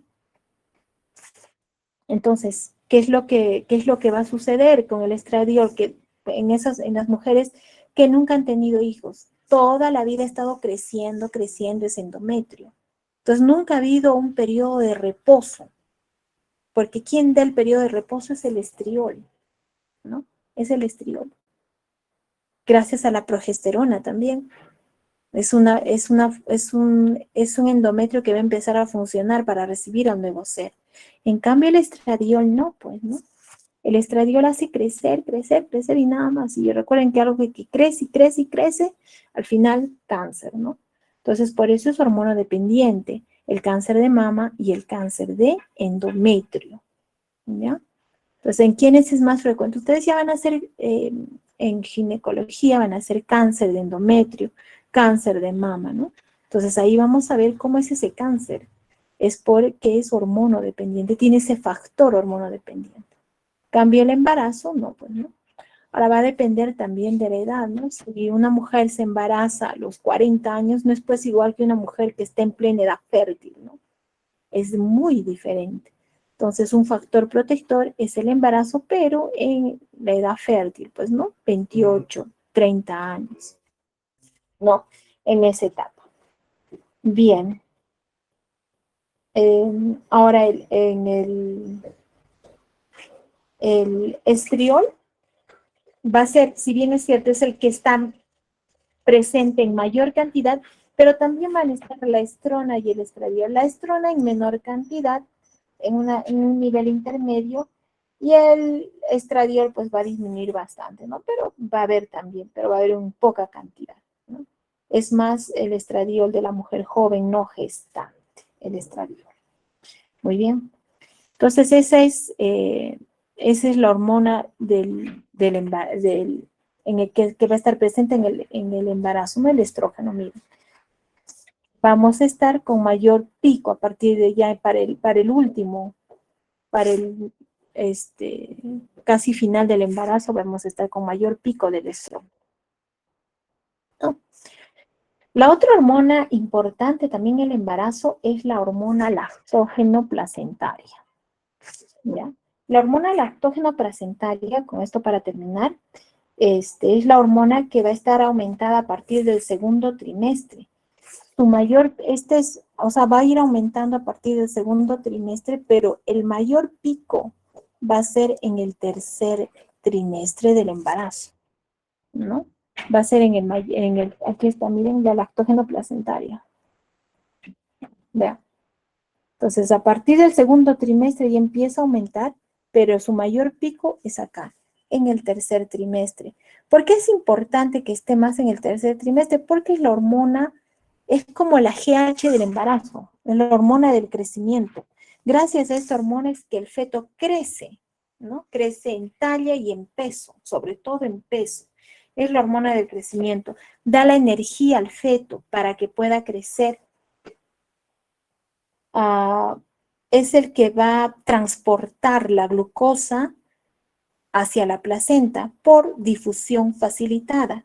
Entonces, ¿qué es lo que sucede? Va a promover el paso de la glucosa al feto. ¿Y cómo promueve? Es una hormona prodiabetogénica. ¿Por qué? Porque porque lo que va a hacer es una insulinoresistencia. ¿Qué significa insulinoresistencia? La glucosa, perdón un momentito.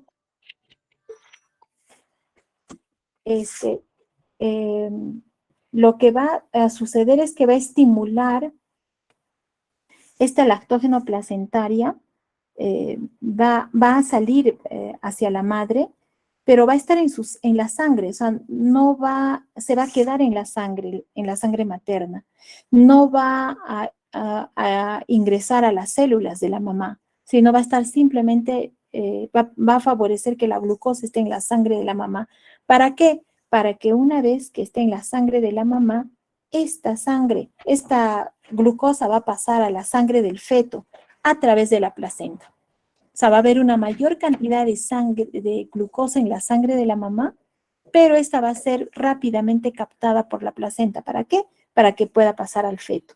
Por eso es que hace insulinoresistencia, ¿no? En la mamá, ¿no? Para que favorezca el paso de la sangre al feto.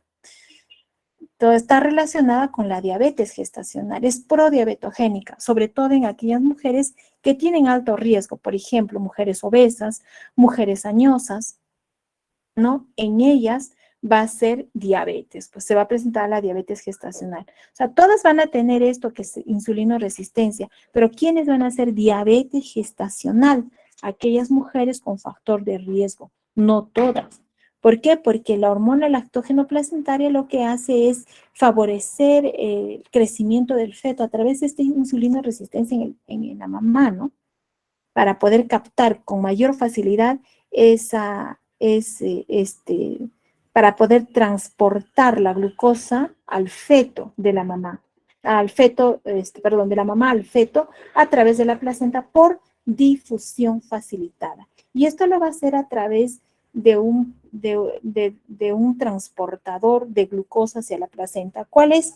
Recordemos que vamos a tener dos tipos de transportadores. Bueno, los GLUT, esto ya han hecho también en endocrino, ¿no? Acá vamos a ver de todo, tenemos que recordar endocrino, embriología, anatomía, les dije en la primera clase, ¿no? El GLUT1 es el transportador más abundante, pero es el transportador más abundante, es abundante. Esto ya lo han visto cuando han hecho, esto ya lo han visto cuando han hecho diabetes, ¿no? Y el GLUT4 es el transportador dependiente de la insulina que aparece a partir de las 20 semanas de la gestación. Este es el GLUT4 es el transportador de la gestación, que aparece a partir de las 20 semanas. Aquí está, a partir de las 20 semanas. Ahí vamos a tener el GLUT4, que va a favorecer el transporte de la glucosa de la mamá al feto. ¿Bien? De la mamá al feto. Entonces, ¿por qué es importante la hormona lactógeno placentaria? Porque es la hormona responsable del crecimiento fetal. ¿Ya? Del crecimiento fetal. Y a través del GLUT4, que va a aparecer a partir de las 20 semanas de la gestación. Entonces, ¿qué significa? Que la lactógeno placentaria induce la insulinoresistencia, por eso es que está relacionada con la diabetes gestacional. Su pico de mayor secreción va a ser en el tercer trimestre, porque necesita para el crecimiento fetal, sobre todo en el último trimestre. Por eso es que cuando hagamos diabetes gestacional se tiene que entender que el tamizaje de diabetes gestacional lo tenemos que hacer a toda gestante, sobre todo a toda gestante que tiene factores de riesgo, como hemos dicho, obesidad o mujeres añosas, entre las 24 y 28 semanas, a través de un test que se llama el test de O'Sullivan. ¿Ya? A través del test de O'Sullivan. Muy bien. Acá nos quedamos jóvenes. Espero que se haya entendido.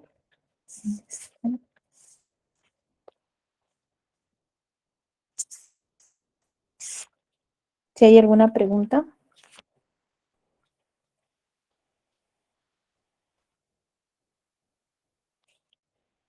Creo que se entendió, ¿no? Bien. Entonces, ¿sí? Yo tenía una pregunta. Sí, Jul, dime. Con respecto a la hormona beta-HCG, al momento de hacer el dosaje, ¿hay algún rango específico? Un rango. Bueno, esto se va a presentar ya desde el primer, como les decía, a partir de la tercera semana en sangre, ya podemos estar teniendo con mínimas cantidades, ¿no? Es la forma más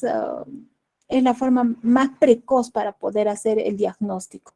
A partir de, ya podemos tener, digamos, con 10 unidades, 20 unidades, más de 10, ya se considera positivo, ¿no? Más de 10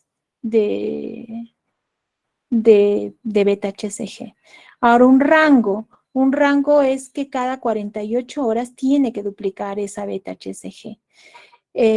Normalmente cuando hagamos después aborto, por ejemplo, vamos a tener una HCG ya tenemos que ver, por ejemplo, saco gestacional en una ecografía, 1500 de beta-HCG, ya debemos encontrar saco gestacional. Pero desde menos o sea, con 10, con 20, ya podemos estar diagnosticando una gestación. Y si es que ese valor va incrementando, va a ir incrementando cada 48 horas, como les decía, significa que esa gestación está yendo bien. Por vía transvaginal, con una beta-HCG de 1500, ya se debe de ver saco gestacional. Si no vemos saco gestacional en una ecografía transvaginal, por ejemplo, significa que esa gestación o es una gestación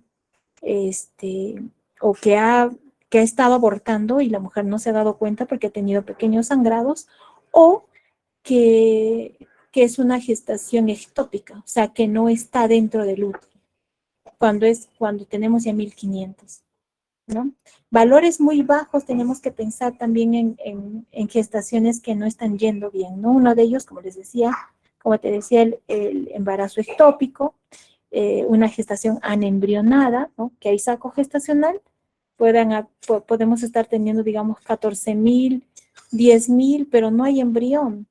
Entonces también es una gestación que no está yendo bien, ¿no?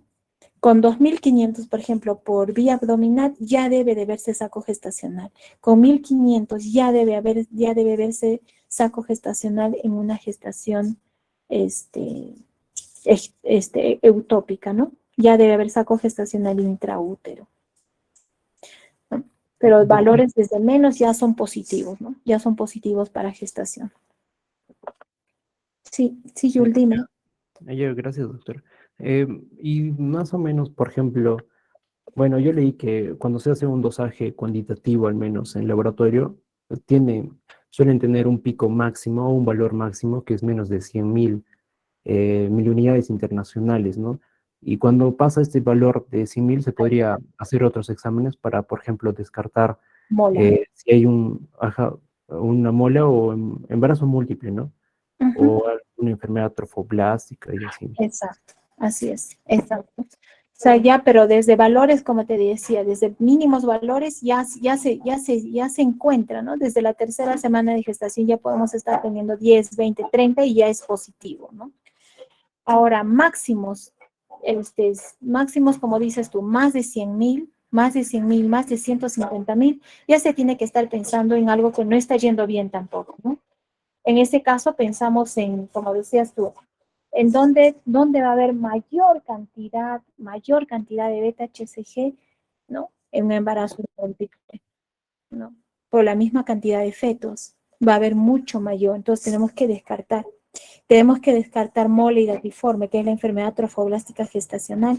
Y luego ya cuando veamos también vamos a ver esto en mola, se hace un seguimiento, ¿no? De beta-HCG. Más de 100,000, más de 150,000, más de 300,000. Ya tenemos que estar pensando incluso en enfermedad trofoblástica gestacional, en neoplasia trofoblástica gestacional, ¿no? La mole datiforme es un tipo de cáncer, pero felizmente benigno en la gestación. Y esto se produce por alteración en la unión de los gametos, ¿no? De los gametos. Y eso ya lo vamos a ver cuando hagamos mola. Se hace todo un seguimiento mensual, trimestral, luego anual, que tiene que ir disminuyendo esa beta-HCG. Si no, entonces estaríamos entrando a una neoplasia trofoblástica gestacional.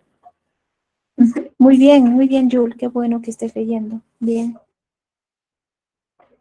Bien. ¿Alguien más que quiera comentar algo? Bien. Doris, la anterior clase había dicho a su compañero, no recuerdo quién, tenía que exponer para que exponga, a ver, jóvenes. Yo, doctora, sí. Waldir, ya. Para la siguiente, por favor, la diferenciación que te pedí entre cómo se diferencia el sexo masculino y la diferenciación celular, ¿no? La diferenciación sexual. Doctora, sí era desarrollo conodal mi tema. Lo tenía listo para hoy día. Sí, para la siguiente, por favor, porque ya vamos a hablar un poco de anexos. Desarrollo conodal, ¿no, doctora, en específico? Sí, desarrollo gonadal. Bien, a ver, a sus otros compañeros, a ver. Un momento. A ver. Doris, por favor, igual. A ver, ¿dónde estás?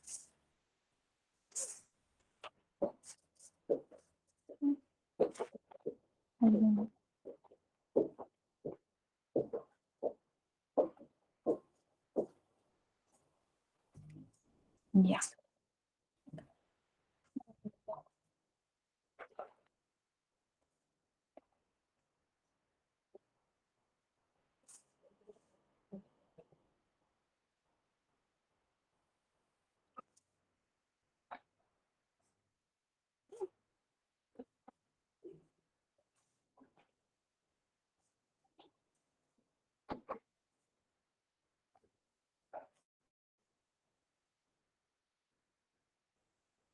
¿Dónde está?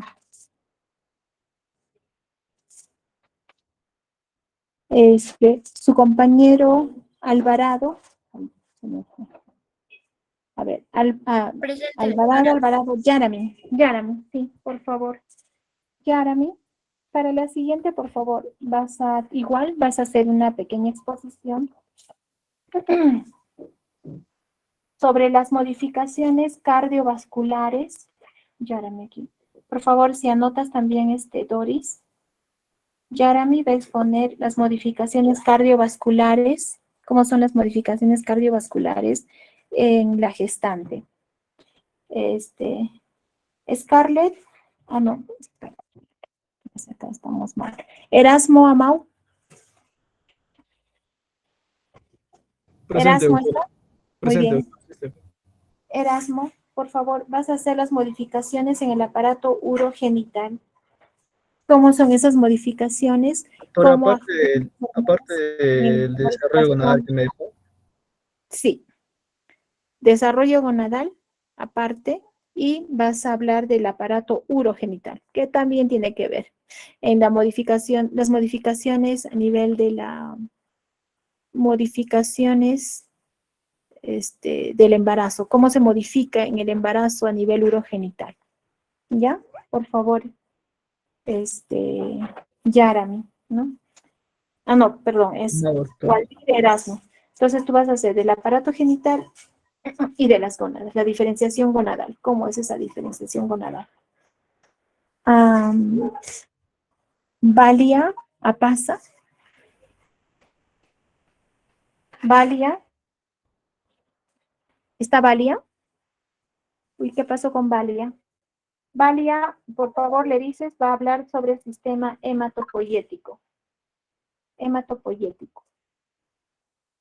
Valia, sistema hematopoyético.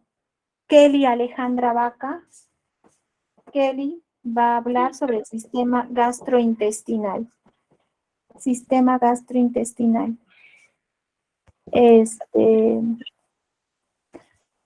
Jules Rubén Abarca. Jules Sí, doctora.